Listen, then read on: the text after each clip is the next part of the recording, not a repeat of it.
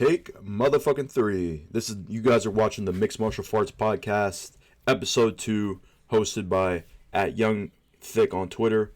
That's spelled YVNGTHIK, bitches. Okay. For my introduction, again, follow my Twitter, and also I'm looking for a co-host for this podcast, guys. So, if you like the show, if you guys enjoy my show, please hit me up, DM me on Twitter. I need a co-host, someone to banter with. I can't just be talking to my crazy ass self for this whole podcast. Okay, and also, we're going to be moving this show along pretty quickly today, okay? Will not be as long as last week's show. I was talking slow as hell during that show, okay? Anyways, let's go through the rundown of today's show. First topic, it's going to be my top 5 least favorite fighters, okay? You guys are going to know even more about me than what I told you guys last week. What I told you guys last week was my top 5 favorite fighters. This week we're going to do my top 5 least favorite fighters, okay? The topic after that, going through my picks last week. They were terrible. Kai Car France versus Albazi, okay? Topic after that, UFC 289 Nunes Aldana. We're going to be picking that whole card. Topic after that, Tough 31 episode 2 recap, okay? Then we're going to do some headline reactions. Then we're going to get the fuck up out of here, okay? That's it. This podcast, I could do this podcast in like 10 minutes. Which might be what the fuck I do, because got a lot of things going on, man. As Jay-Z once said, I'm not a businessman, I'm a business man. Okay? Anyways, let's get through these picks, okay? Or not through these picks. My top 5 least favorite fighters. Okay. Number 5. We have Israel, as Luke Thomas would say, I dis Red Sonia. I believe how you say it is Adesanya. Okay, but the white gringos in the sport, they will never understand that. Anyways, this guy used to be my favorite fucking fighter, okay? That's what you guys got to understand.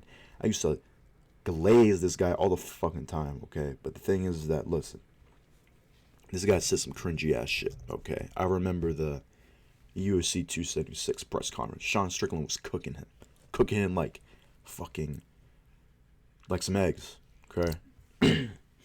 He was getting cooked, and he said, I'm going to leave you frozen like Elsa. That was bad. He said, I remember at the last press conference, he was wearing a dog collar. And he said, because I'm about to get unleashed. It's like, well, at least in that one, I guess he was walking the walk, and then he actually talked the talk. So you have to give him love for that. But that was a really cringy ass line. He was wearing a weird outfit that night too. He's not the only fighter that has like really bad drip and that just can't fucking dress. But that motherfucker cannot dress. Okay. I would, for a top 5 for maybe a future episode, I might do a top 5 best dressed, but there's only going to be like 3 answers because these motherfuckers cannot dress. Anyways, Izzy, sometimes his fights are extremely boring. They aren't as boring as what racist fans on the internet claim them to be, but they can be a bit fucking boring, okay? Says some crazy things in the media, just some cringy ass shit in the press conference. The Izzy Rob 2 press conference, when Joe Rogan got exposed for calling black people apes and for just dropping the N-bomb numerous times. He called Joe Rogan his N-word on stage. I'm like, well, that's not a bit, that's very cringy. That was the fight week where he was not my favorite fighter anymore. Because that motherfucker was taking folks to decision after decision after decision. And I got tired of that shit. So that's really all I have to say for that. I don't have that many like least favorite fighters, because listen, what you guys will find is that there's fighters that I don't agree with on things. There's fighters that I think are bad people, but they are, like Colby. Colby, he's a terrible guy. Even though people say he's a nice guy because of the character that he plays. He's really just a bad guy. Okay. But at least he's funny. Like, if you are funny, you get a pass with me. But Izzy's not really funny. He's a bit cringe. And he does a lot of weird things, okay? So that's why he's getting put at number 5. Number 4, his biggest rival. No, it's not his biggest rival. I guess Poeton's probably his biggest rival. No, not probably. He definitely is. But who MMA Twitter wants to believe is his biggest rival, even though he's not. One of the most overrated fighters in the entire sport, Robert Whittaker. This guy has not finished a fight since. Let's just check. Robert Whittaker. Topology. This guy hasn't finished a fight since 2017. Okay. I thought it was earlier than that, but I was like 12 then. That's a long ass time back. Okay. It's not probably. He last time he got a finish was April 15th of 2017. I was 12.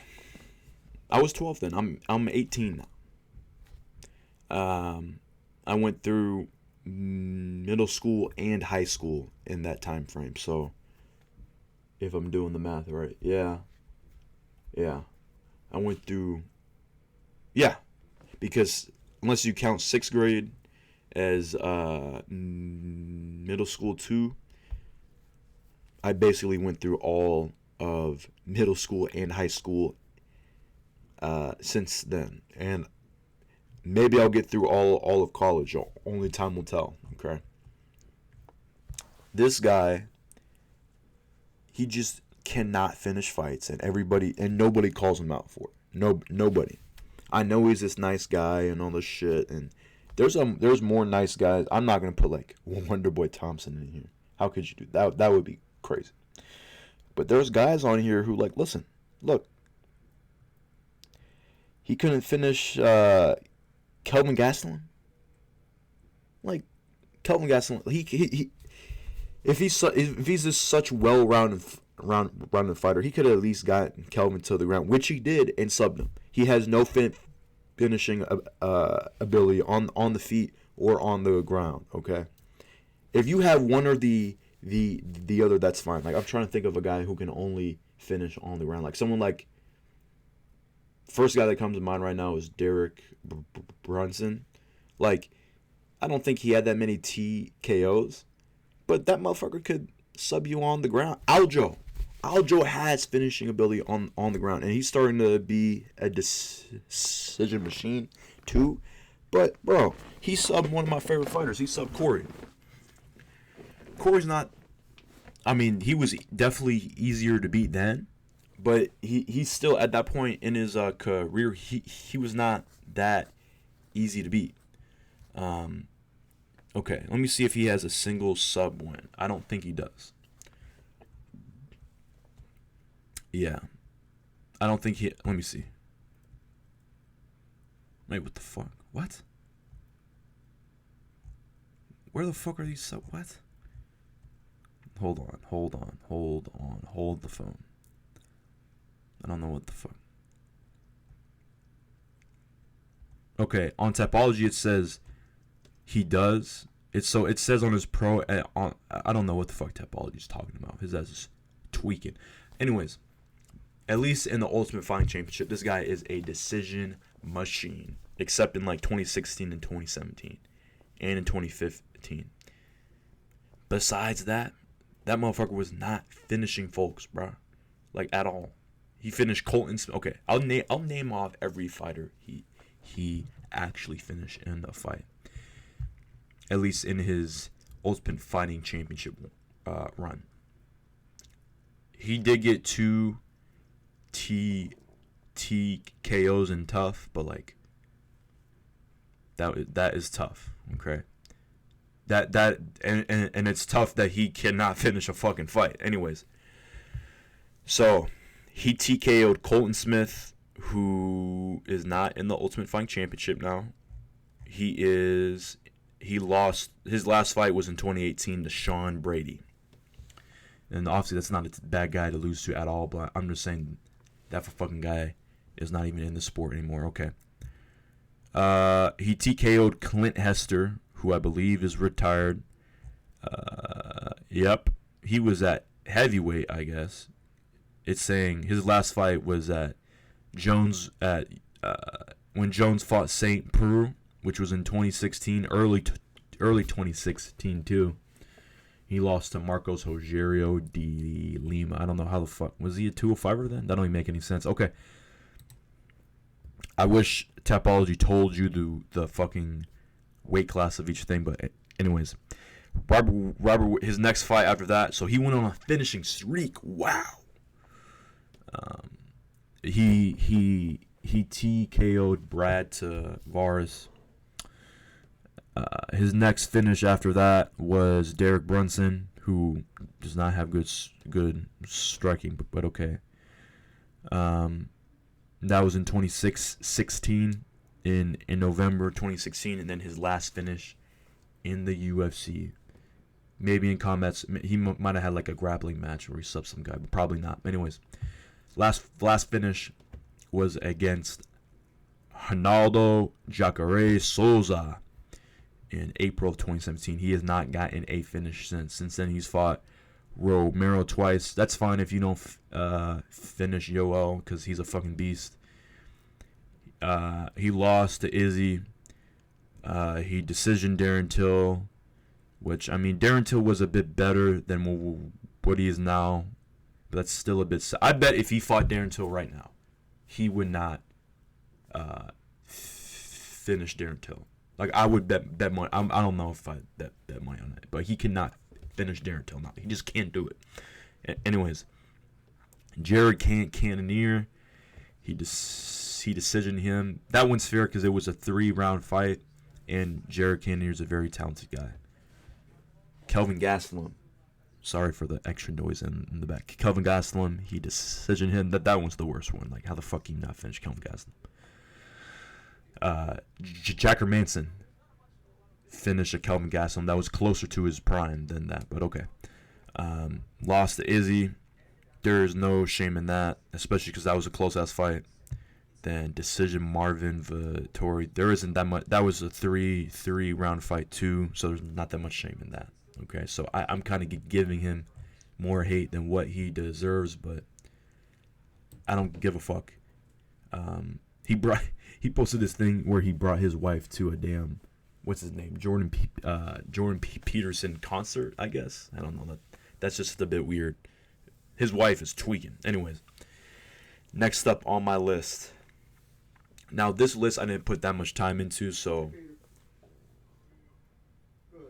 okay, well, I don't know whether I should keep going with this podcast or not. Anyways, we're gonna keep this real low. We're gonna keep this quiet. I'm gonna whisper. My dad's on a phone call. I don't know why. We have to start doing soundproof. Anyways, my next fighter is Beneil Dariush. Hopefully my dad doesn't start talking about like some serious ass shit. Anyways, next fighter on my list is Beneil Dariush. Okay. I can't accuse him of being a decision machine because he does have some pretty sick knockouts, but they were kind of long back. Okay. So, spelled the name wrong. Okay, Benny Dariush. Is that even his nickname anymore? Only God knows. Okay, let's take a look at his Tapology page. First of all, this motherfucker's starting to get a bit old. So even if he does beat Charles, which we're gonna get into that. Trust me, daddy, as Drake once said. So in his last three. Now, granted, the matchmaking he's been getting, he hasn't been getting that many fights. The last fight was in Abu Dhabi.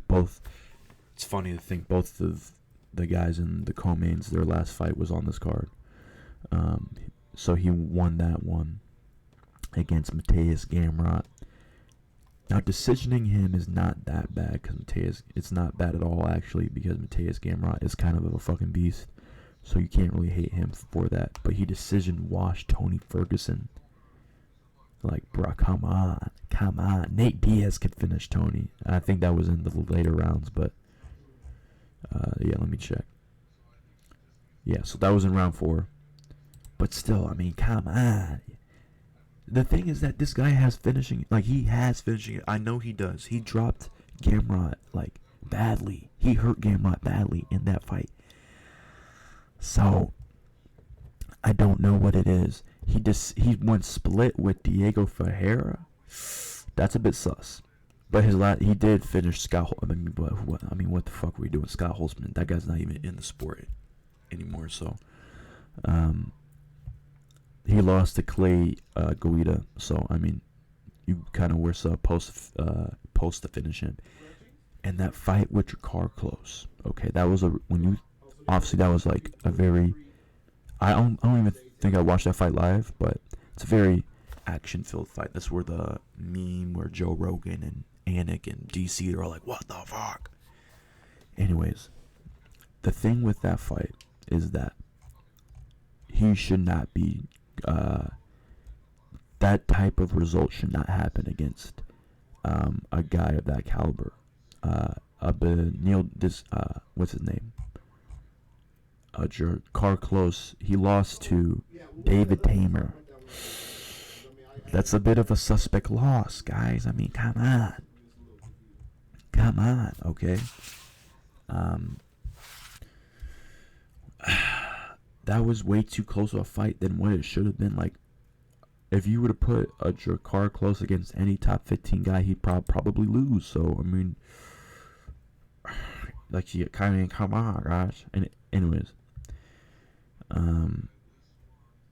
yeah, and like, the thing with Dariush, his losses are like the most suspect losses of all time. Lost to Alexander Hernandez. That is suspect. I believe that was Hernandez's debut too. Yes, that was his debut. Now, I know he was a big prospect and everything, but I mean, come on.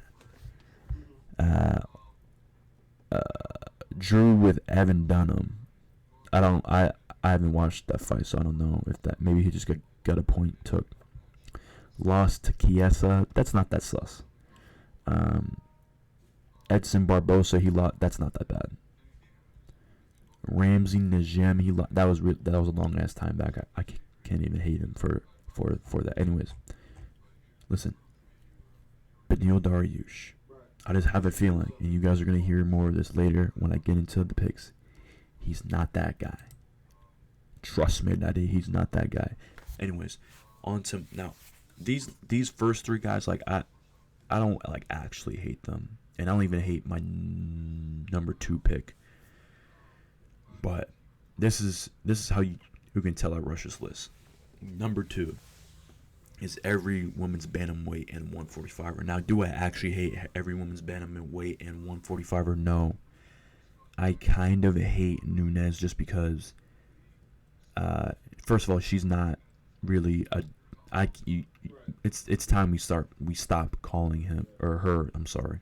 It's time we stop calling her the double champ, because one of the weight classes she's champion in has not been defended in 2 years. First off, and 2, that weight class is literally the only weight class in the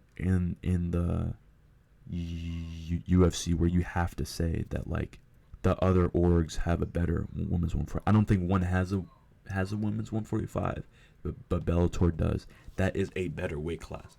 They don't have the best women's 145er, but at least they're holding fights in that weight class. I think PFL also has a better women's 145 too. So, that fucking weight class sucks. I don't know why they still have it. I think when Amanda Nunes is done, that weight class is getting dropped. And anyways, that fucking weight class is. I mean, listen. Here's what you guys gotta understand. This is the crazy part. The second to last time the women's 145 belt was defended, I want to say it was Nunes versus Spencer. People, criticize women's MMA by calling like some of the women's fighters like soccer moms and cardio kickboxing moms. Guys, that's a bit of a disrespectful way to call women's mixed martial arts, because a lot of them are not. They train just as hard as the men, okay? But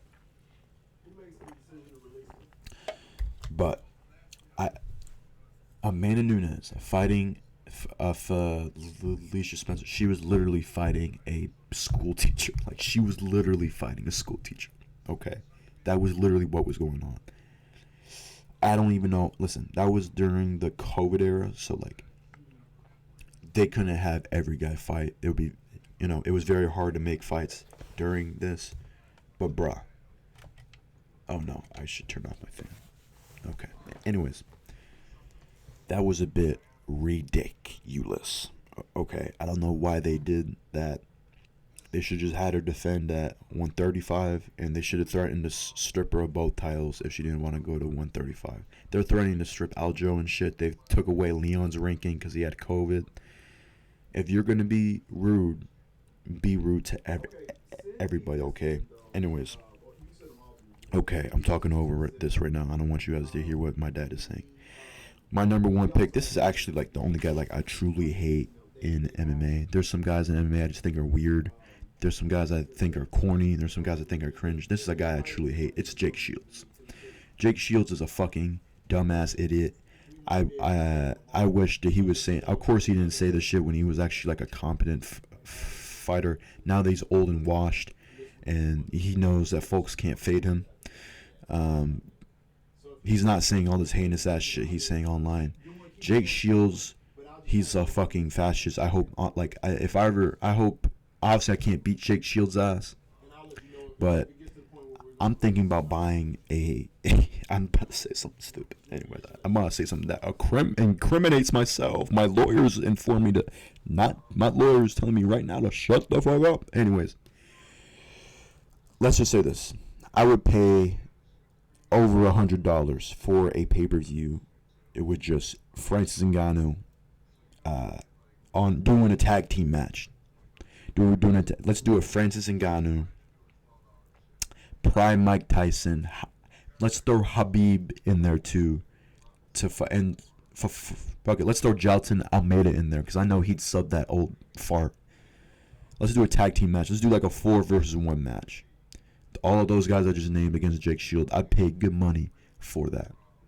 I don't care where. They could stream it anywhere. I would watch that shit. I'd pay that shit. I might even be off to that shit, okay? Because that shit would be amazing. Seeing Jake Shields get his dumb ass, corny ass beat, okay?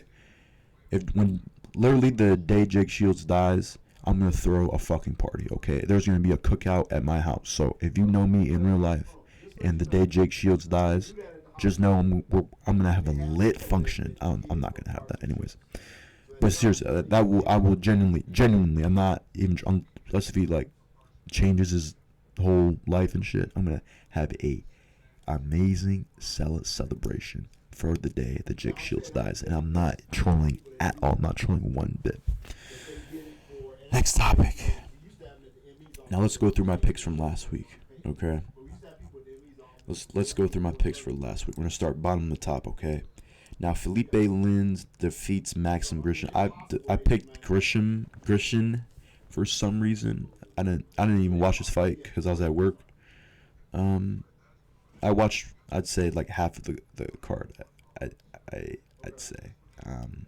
And yeah, literally everybody else was going with Lins, but hey.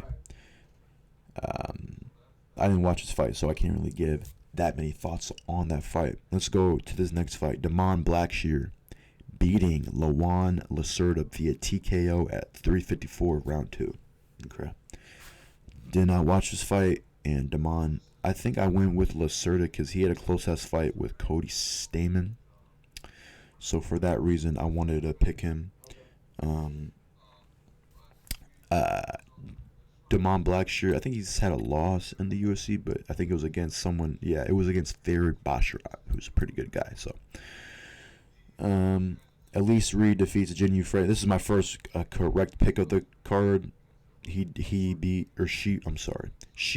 Jin Frey via 3-round decision. Shocker with that one. If you are doing parlays, and if you aren't throwing at least one women's MMA to go to decision pick, like, you're just being dumb. You can bet. That shit's one of the best. I don't bet, but that's an easy ass bet.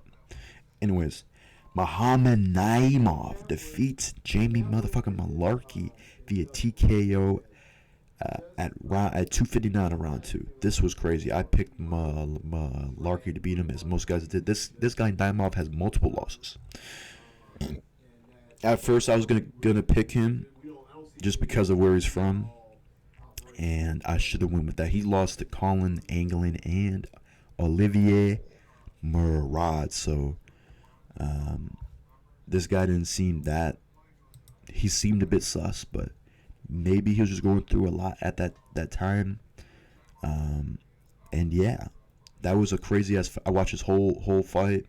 This next fight I did not watch so for the Elise Reed fight and the Jamie Malarkey fight, I was actually watching this one at Buffalo Wild Wings, because after work I walked to motherfucking Buffalo Wild Wings. I'm like, I'm gonna sit down and watch some fights on the TV. I asked them if they were showing fights. They were like, yeah. I look at every TV. They were not showing fights, so just had to watch them on my phone, that was annoying as shit.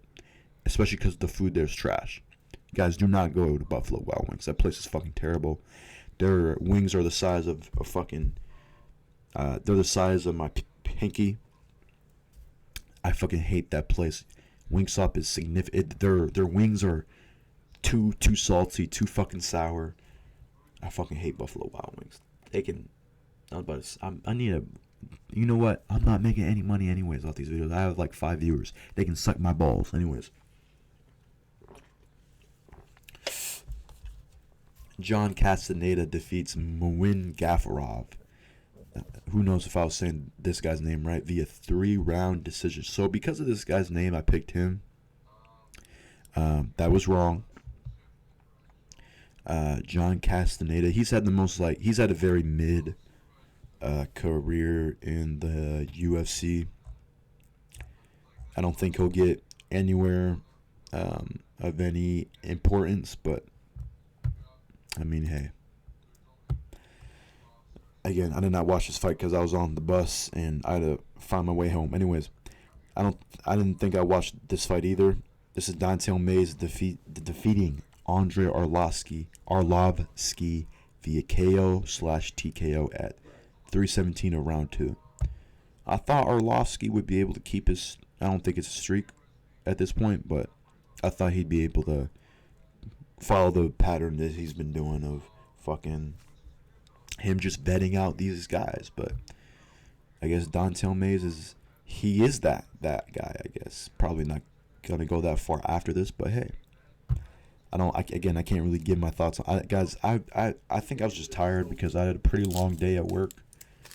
I was kind of just not into the fights, okay? Especially because this card was fucking terrible. Yeah.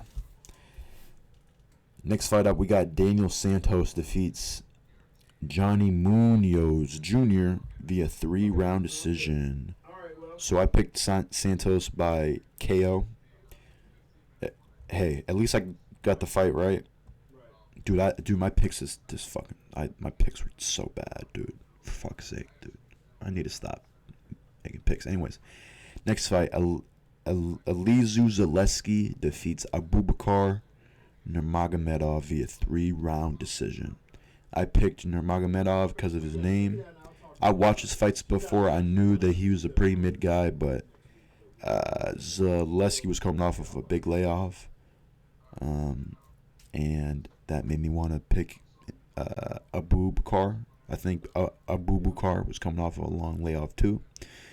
But Zaleski beat him. I think I watched that fight, but not that closely, because it was, I don't know. Carini Silva, god motherfucking damn. Apparently Luke Thomas that was actually not a leg lock. That's called a Z lock. So, did they claim it to be a leg lock or a a knee bar. I don't think it was a knee. No, I don't think it was a knee bar. But anyways, Luke Thomas being the fucking guy he is, he's like, it's actually called a Z lock. It's not a leg lock, so it's like, all right, Luke. Anyways, I picked her by sub, so at least I got one semi-perfect pick. I got a perfect pick. Thank you, Elise Reed.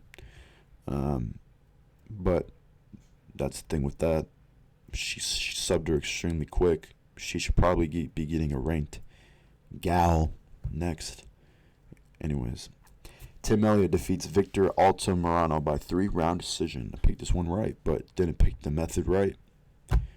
Again, I was watching this fight, but not that closely because I was just tired and I did not want to do. I was kind of not in the mood to watch. This is a very rare night when I'm not in the mood to watch fights, but I was not. Anyways, Luke Thomas again on the same show where he's correcting motherfuckers about the Z lock. I'm pretty sure you say this guy's name, Caceres. But he was like, he insisted on calling him Caceres. And Brian Campbell got on his ass about it, but he's like, no, if you go to Southern America, they call him Caceres, so eat my balls. So, yeah, he beat him by 3-round decision. That was a crazy ass. Dude, Daniel Pineda, that guy's a tough son of a bitch, ain't he? Jesus fucking Christ, that guy's tough. That he was not going to stop that night. He was not going to stop, okay? And that was kind of insane. Anyways, Alex Caceres was just the better guy, definitely the better striker. They were having some nice transitions on the ground, but you guys really think that this is like a proper co-main? This is kind of like, I mean, what the fuck are we doing here? Anyways, sorry. Amir Albazi defeats Kai Kara France via 5-round decision. I was watching this fight pretty closely, but I wasn't paying that much attention during the first round because I think there's some shit going on my phone that caught my eye more. But I also scored the fight for Kai Kara France. I gave him 1, 4, and 5. Yeah, I mean, the fucking judges are gonna judge. I think the only issue we need to change about the judging right now is just make them talk. I don't know if you guys saw the thing that Aaron Bronsteter said on TSN, or no, not Aaron Bronsteter did a interview with the head commissioner of the American Boxing Commission, Mike Mazzulli. He just decided to say the dumbest shit. He said he thinks judges shouldn't hold themselves accountable and do post-fight interviews because they might get their feelings hurt. I'm like, okay, well, that's a dumbass take, but hey. So yeah, I went 5-12. Not the greatest night. Anyways, we moved the fuck on. We got this week's picks, okay? This is the real shit here, okay? How do I expand these bitches? Okay. Right here we got first fight of the night is going to be Diana Belbita. Probably fucked up her name versus Maria Oliveira. This is at strawweight. Both of these girls probably will not go that far in this weight class. Probably don't have the skills. Try to crack my back, did not work. But yeah, they probably don't have the skills to go that far. Just keeping it real. They're both the same age, which is a bit funny. I'm going to go with Maria Oliveira, though. And you guys already know how I'm picking this decision, baby. Let's fucking go. Next up, we got David Dvorak versus Steve Erceg. This guy looks like... he looks like an AI generated like actor from like the late 2000s to the early 2010s. He looks like a star, Steve Erceg. He looks like a star version of Kieran Culkin, but I digress. So I'm going through this guy's page. Okay,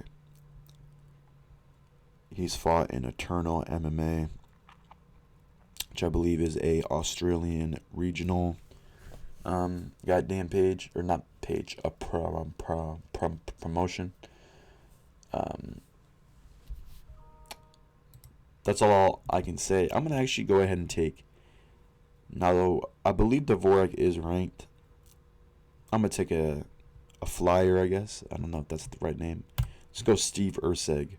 I'm gonna take him by sub. He has a lot of sub. Yeah, he has a lot of first round subs. So I'm gonna go ahead and pick him by sub round 3. I don't think this guy's gonna be like fucking. What's his name? What's the guy? He's the Dagestani guy at 145. What's his name? Dude, why is this what the fuck? I gotta bring up the UFC rankings. It's how like kind of unforgettable this guy is. What's this guy's name? He's a featherweight. Mavsar Evloev, that's his name.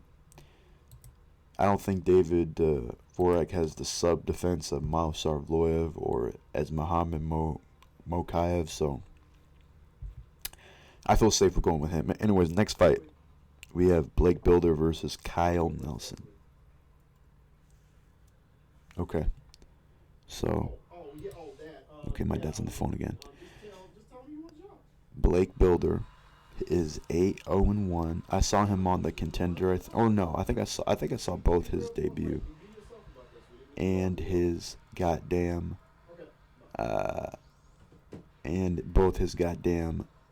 debut. Who did he beat in his debut? Let me just go on Tapology. Blake Builder. That was a bit of a loud breathe out. I'm sorry. Blake Builder. El Animal. I don't know why it's a Spanish name, but okay. His last. Okay, so he beat Shane Young, who isn't really that guy at all. That was on 284. He fought in Cage Fury, which is a pretty good regional promotion. He's fighting Kyle Nelson, who isn't really that guy. He's on the 2-fight skid to Billy Q and Jai Herbert. Is this fight going on at 45? Is this okay? So yeah, this is a 45 fight. Go with Blake Builder. Let me take him by. How's he finishing his fights? Let me take him by. I'm going on the wrong page. So let me take him by TKO in round 2. Okay, Ayman Zahabi versus Orichi Lang. I'm not confident in this one. I'm gonna take this fucking guy. Ayman Zahabi, who's 35. Faraz Zahabi's brother. This guy fights like once a year. Not even that. So I'm gonna go with Aorchi Lang, I believe is how you say his name. I'm gonna take him by decision. Jasmine Jastovicius versus Miranda Maverick. Now, Miranda Maverick, she's very talented. I don't know why the fuck she went on that 2-fight skid. I don't know what the fuck was going on. But she did, in fact, go on a 2-fight skid. So, do with that what you will. Why is her shit not showing up? For fuck's sake. Okay. I believe she is ranked. I actually have the UFC rankings up, so I want to say she's ranked number 15. Andrea Lee's ranked about okay. Tracy Curt, I don't think that's how that should be. So she lost to Macy Barber. That was a very close fight. I don't know. I don't think she showed up. Then she lost to Blanchfield, who was like an absolute hammer. Okay, so I'm gonna take Maverick by. You know what? No. I can't do this. You know what? No, fuck this. Let me take a flyer, okay? Let me take something with a bit of risk. I'm acting like I'm actually betting on this. Let me take Miranda Maverick, late sub round 3. Next fight up, Nasser, that shit had me stressed about that last fight. Nasruddin Imavov versus Chris Curtis. This is one of the best fights on this whole card. I'm very excited about what goes on in this fight. Chris Curtis is a dog for sure. What was his last fight? He was pissed. He was being a bit of a sore loser in that fight. Chris Curtis.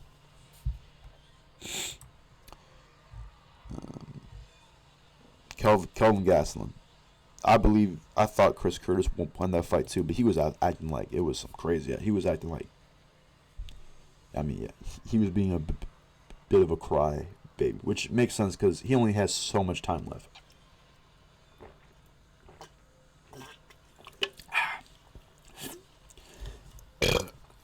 Sorry.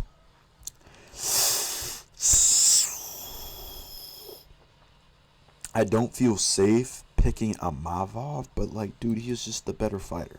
Okay, and let's be honest, I kind of want Chris Curtis to win, but Imavov is he just has more skills. So I'm gonna pick him by decision. But I feel like Chris Curtis will definitely give him a tough fight, and I'm not even confident that what's his name. That was weird. That Imavov will win. Anyways, next up we got boy Eric Anders versus Marc-Andre Barriault. No, I don't. Everybody on Tapology is picking Barriault. I don't know why. It doesn't really make much sense.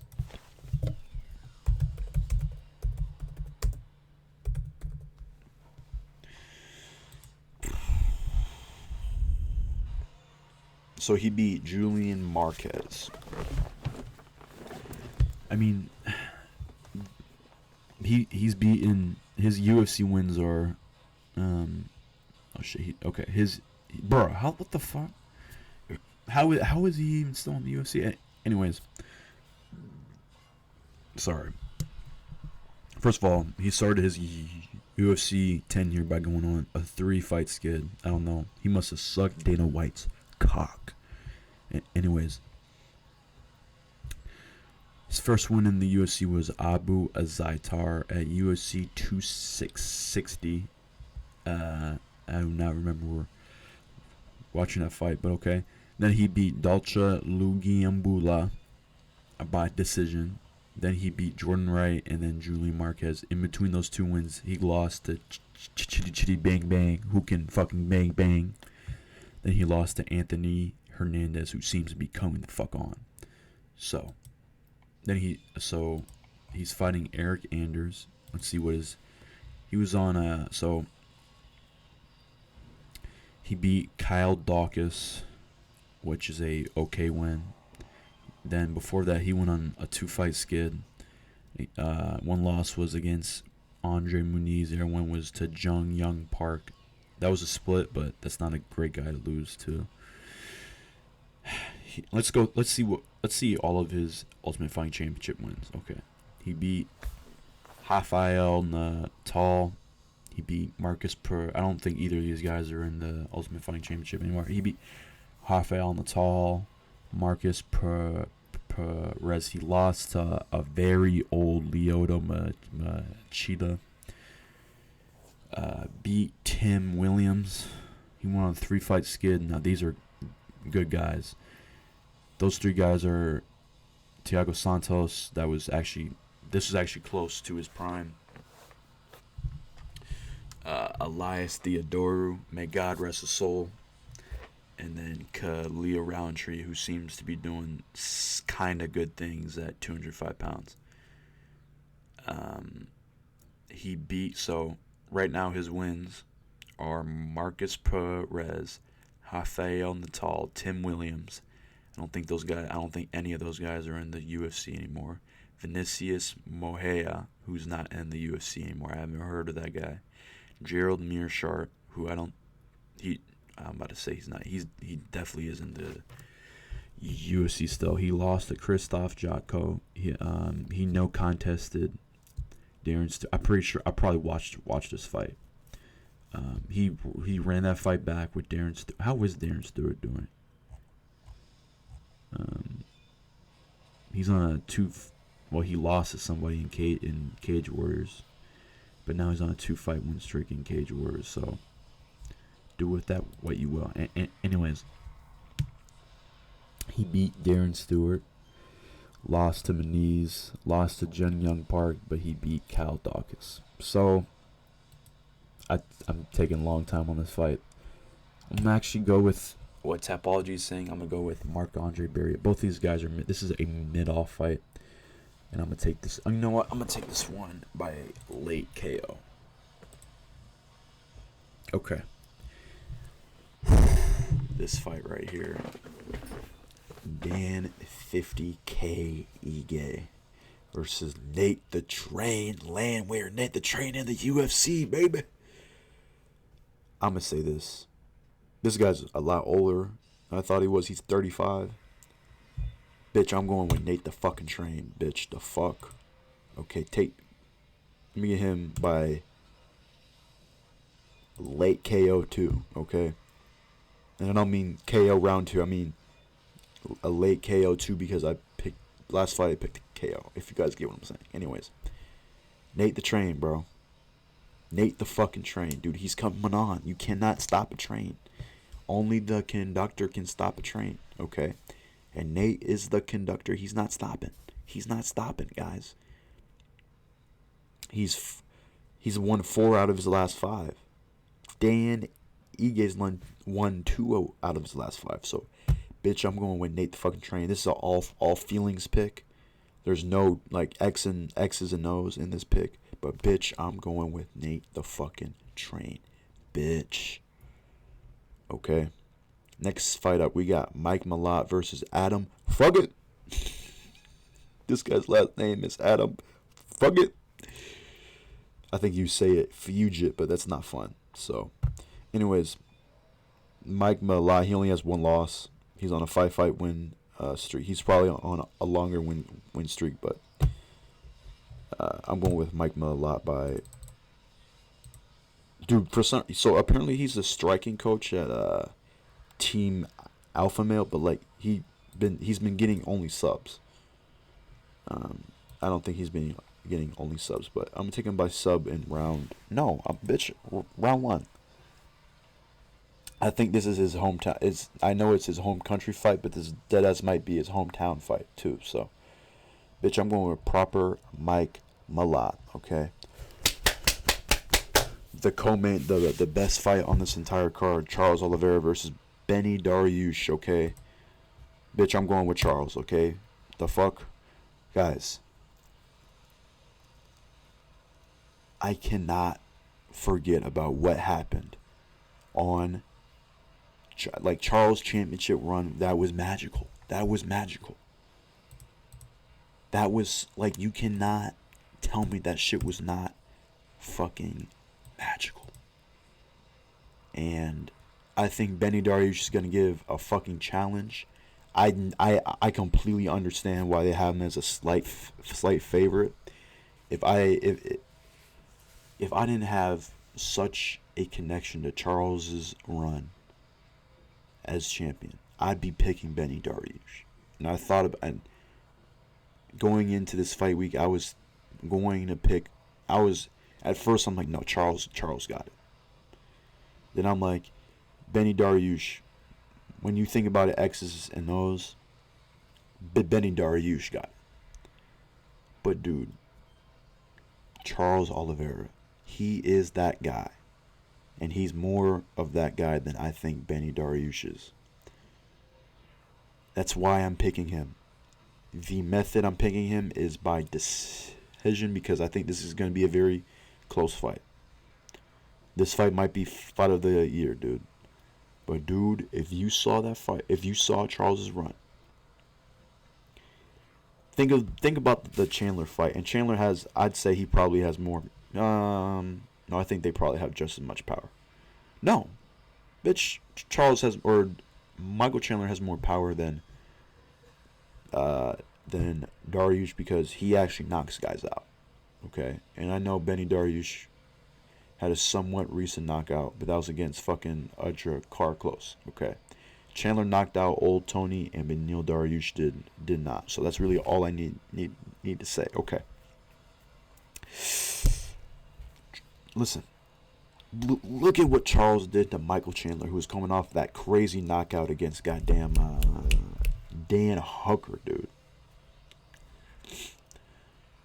Now, first of all, Michael Chandler should have not gotten that title shot, but when you're a fucking company man like him, that's what happens.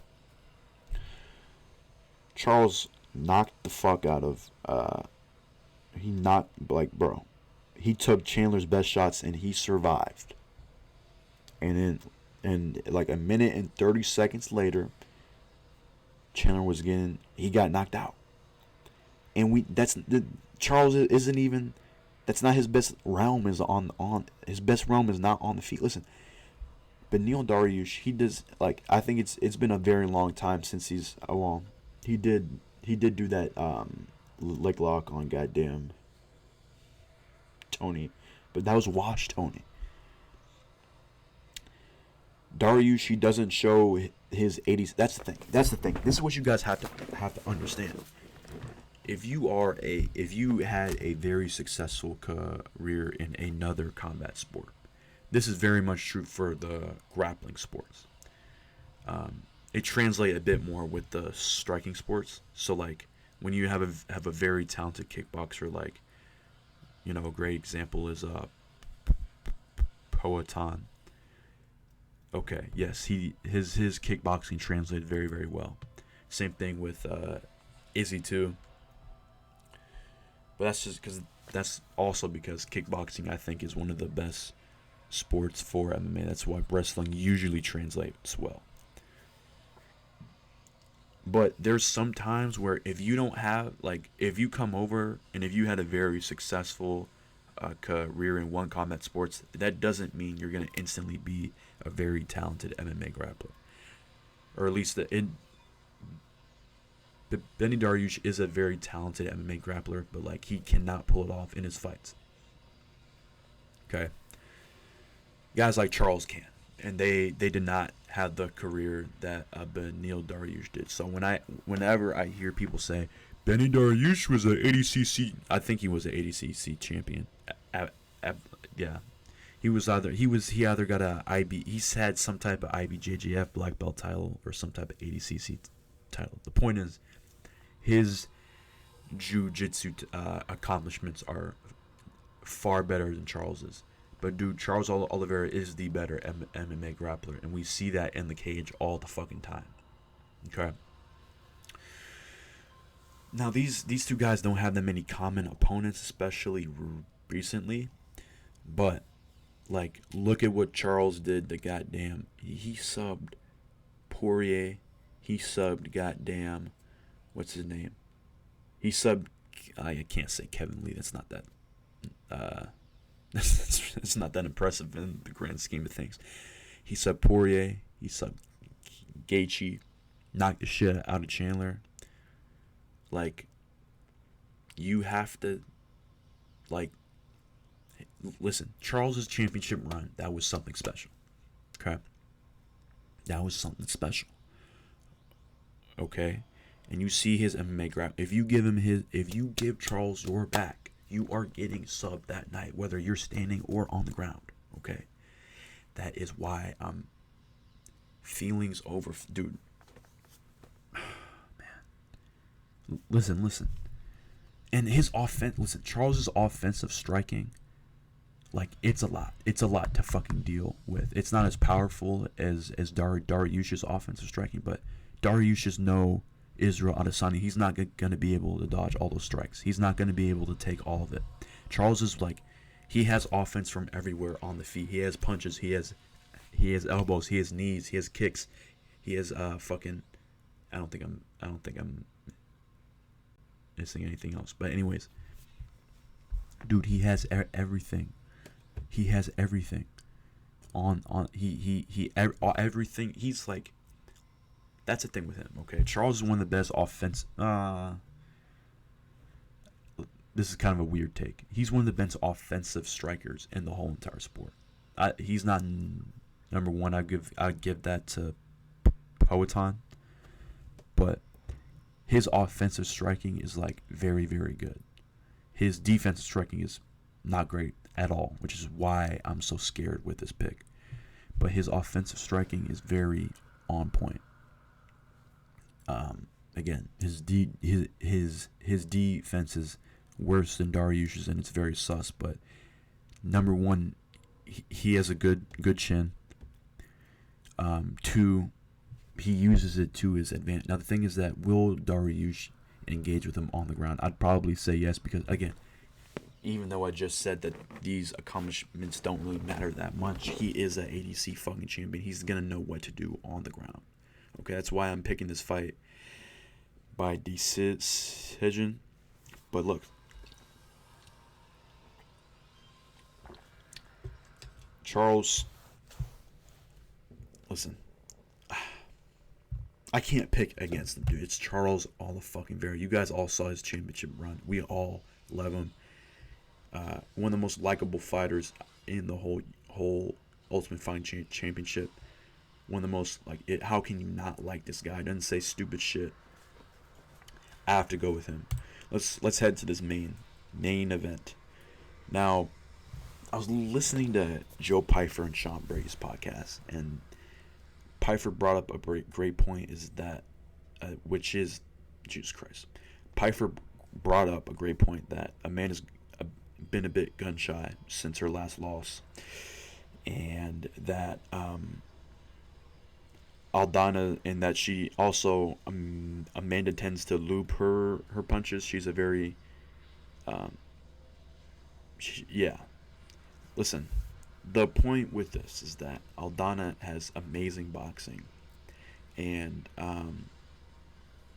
I think I'm on the train too. Aldana, let me get. But listen, my main and co-main are not that. My main and co-main are very sus. But listen, look, I have nothing to lose. You guys, I went 5-12 or something? No, not 5-12. I was 5 of 12, so I was 5-7 last week. So listen, look.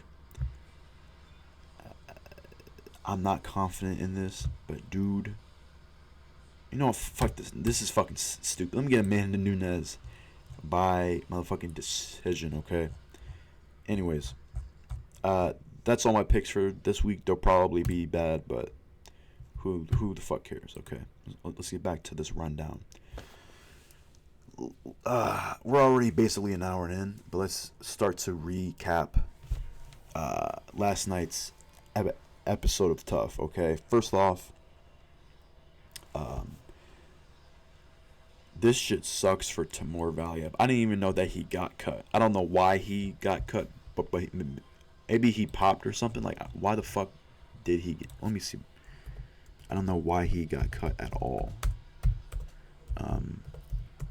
Okay. Let's see. His last loss... So he lost to Jack Shore, and they cut him. Jack Shore was a big prospect. I don't know why they cut this guy at all. But hey, and then he gets fucked over in this fight because his fucking guy had a cold sore. Are they fucking in this Tough house? Are they giving each other herpes in this Tough house? I'd probably be doing the same thing because they don't have their phones or anything. I mean, they're probably bored as hell. Anyways, let's just that was my for I have some notes for this shit. Is that I felt bad for him, but yeah. Anyways, my second thought is that this I'll talk about this more as we get into this show, but I hate how they're trying to make a sob story for every fucking fighter on the fucking list. Cody Gibson, yes, he was adopted, but he was adopted at 2. And they try and make a sob story because 2 of his brothers have special needs. They're like, oh, look at him. It's dude, number one, I don't care. And 2, it's you seem like you're in Cody Gibson. It's not his fault. He seemed like he was doing all right. It seemed like he didn't give a fuck. Anyways. They do this shit all the fucking time, and they did that shit last week with the guy from fucking Wisconsin who got knocked the fuck out. And it's like, dude, I don't care. I just don't care. I don't care. I really don't. I'm glad that they do less of this on the actual UFC broadcast because, look, listen, this is what ESPN does. They do this shit not only for MMA. They do this shit with basketball too. I don't watch that many other sports. I watched maybe the Bears game, but the Bears are so bad that I mean, there's really no point in fucking watching. Anyways, ESPN with every single they think that sports fans give a fuck about like the athletes. Like I don't care that this guy lost his uncle's grandpa like last month. Like I really don't care. Like, I really do not care at all. So they need to stop doing this fucking shit because we don't care. Yeah. Anyways, my third note was, damn, this is the exact words. Damn, these motherfuckers are broke. Which is true. And I don't know why they like to show this because I don't know why they show this because, listen, Dana White has no shame that this sport is full of, like, that this is like a poor man's sport. Like, I mean, and it really is. He's like, yep, because of all the damage I've did to this sport. Now, obviously, he's done more good than bad in this sport, I'd say, but he has done some damage to the sport with his monopoly that he has on the sport. He's like, yep, this sport's a fucking shit show, and it's my fault, but I don't care. And all the fucking media that fucking, but yeah. Anyways, I mean, literally, I think every fighter on the cast has a side hustle, like, especially like the veterans. Like, you guys think that like Gilbert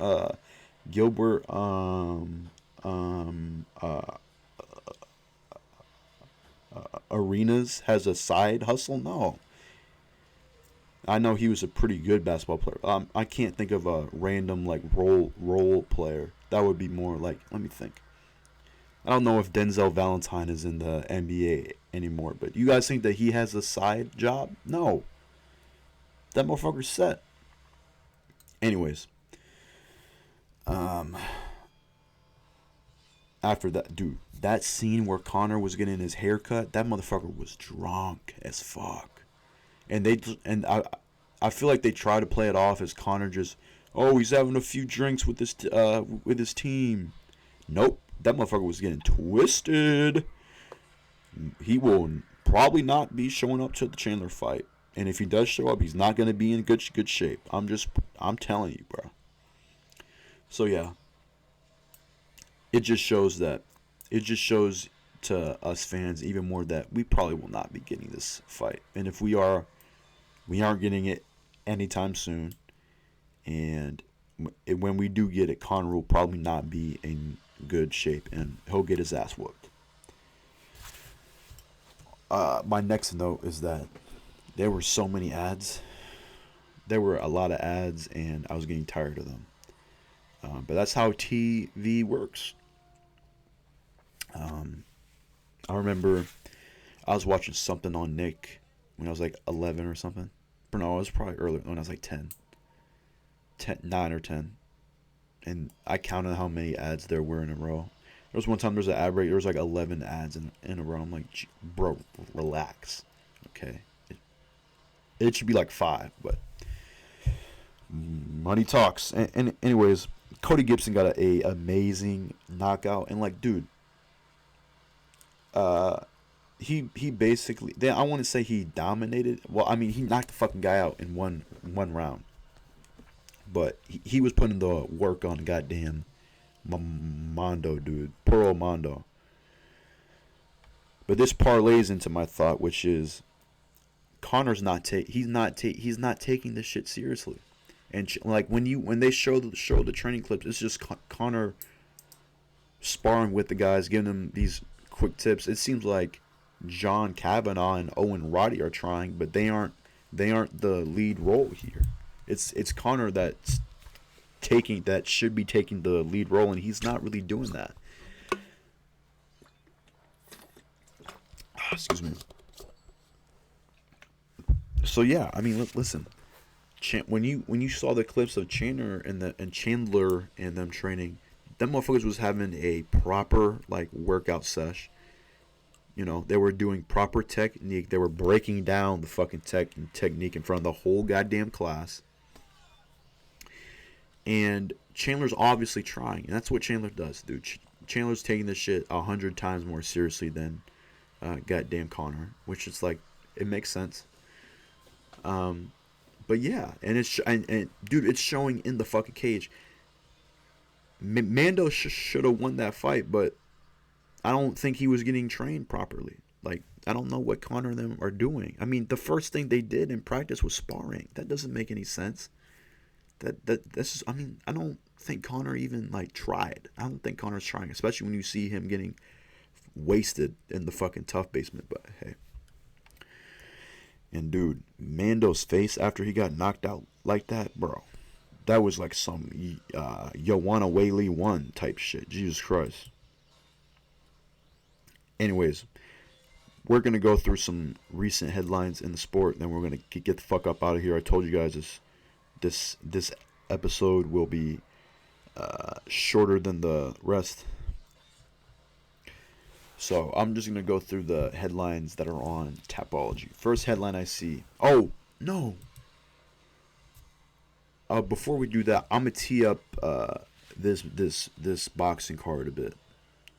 Because I do want to talk about boxing on here, but I'm not that big of a fan of boxing as I am with MMA. So, yeah. Excuse me, I'm sorry.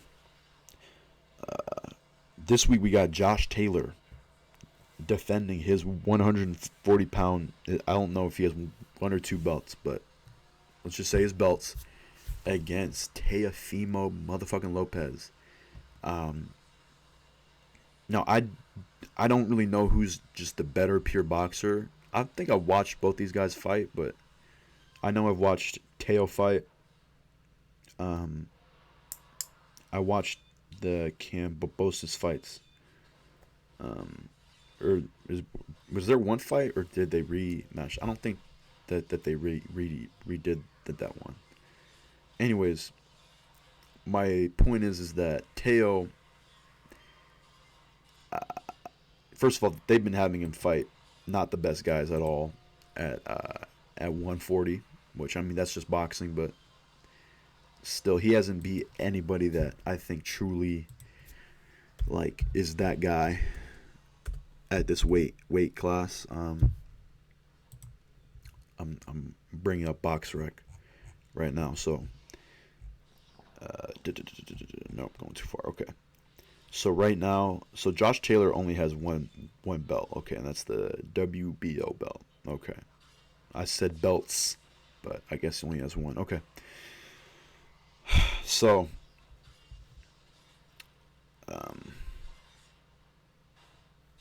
Josh Taylor, he did beat Pro Gray, right? Yes, he did beat him. Listen, look, I'm trying to think of who to pick on for this fight.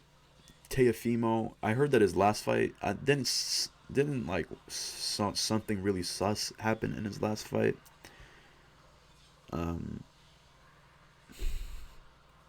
But also, Josh Taylor hasn't fought in a long while. His last fight was sus. And this is also in Teo's hometown. But I'm going to stick with Josh Taylor just because Teo hasn't fought any good guys in this weight class. So for those reasons, I'm going to go ahead and pick Josh Taylor in this fight. Yeah.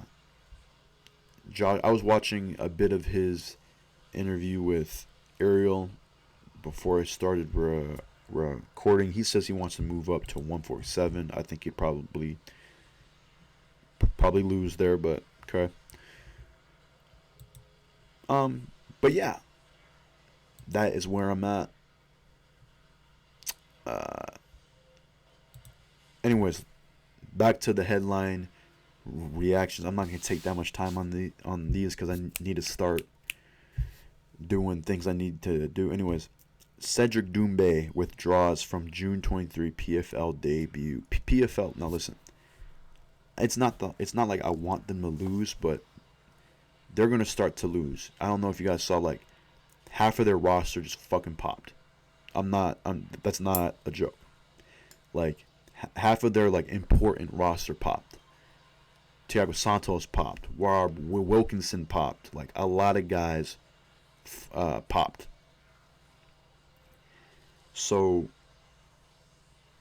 and they've been talking about this fucking super fight division for at least a year at this point. And they've signed Jake Paul. They said they're gonna put Kayla Harrison on there, and they've signed these guys, but they don't do anything with them. Like, they haven't done a single thing with them. Jake Paul's gonna go box Nate. Francis is gonna go box, but Francis does not have, like, he doesn't have a fight. He's not.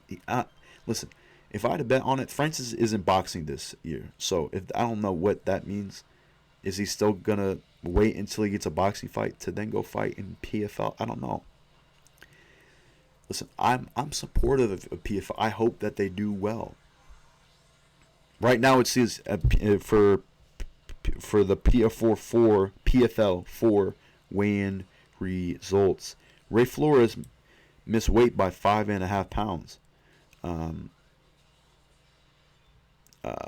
Brendan Loughnane, he's one of their only stars left that fucking is actually doing the damn thing.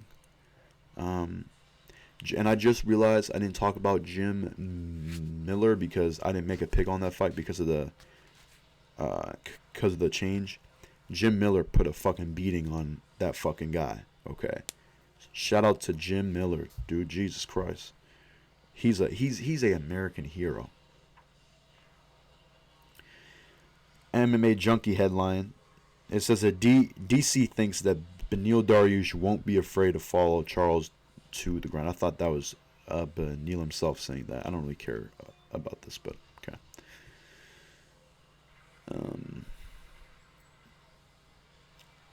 Morning report from MMA Fighting, I think. Yeah, from MMA Fighting. Apparently, Israel Adesanya, like, what the fuck is going on with my screen? Why is my screen? What are you doing? My screen randomly went out. Anyways, I'm gonna try and fix this both at the same. What the fuck are you doing? What are you doing? What are you doing? Oh my god, dude. Okay, is this shit even? What are you doing? Okay, what the fuck? Okay. Oh god. Okay. Great. You guys can see some of my, let me see. Okay, there's not anything crazy showing. I don't have to bleep anything. You just saw that I went to the doctors recently. Anyways, this headline right here says Israel Adesanya likes idea big fight with Hamzat, but has quote unquote bigger fish to fry. The only bigger fish to fry is Poatan, but just seems like Israel Adesanya trying to duck, but okay. And he also went on the Impulsive podcast. I bet he said a lot of stupid ass shit on there, but I'm not going to watch the Impulsive podcast because I'm actually not 10 years old at this point in my life. Anyways, I think I'm done with going through the headlines right now. It is 2 o'clock at the dot. So I'm going to wrap up. Again, follow me on Twitter. You guys can see it on the screen right there. If you want to co-host the show, let me know. And comment your picks for this week's card down below. Let me know if I'm tweaking. Let me know if I'm not. Let me know if I'm cooking. And I'm out this bitch, guys. See you guys later. Bye.